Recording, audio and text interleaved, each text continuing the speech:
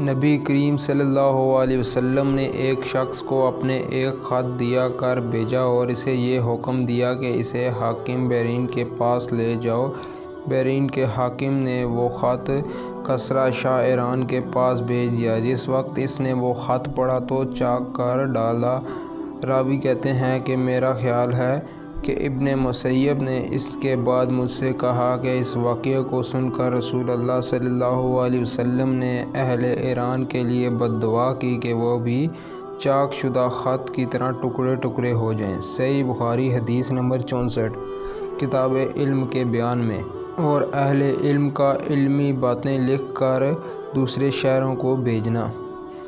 مومنو، تم بہترین امت ہو جسے لوگوں کی ہدایت کے لیے میدان میں لایا گیا ہے کہ تم نیک کام کرنے کو کہتے ہو اور برے کاموں سے منع کرتے ہو اور اللہ پر ایمان رکھتے ہو۔ اور اگر اہل کتاب بھی ایمان لے آتے تو ان کے لیے بہت اچھا ہوتا۔ ان میں ایمان لانے والے بھی ہیں لیکن تھوڑے اور اکثر نافرمان۔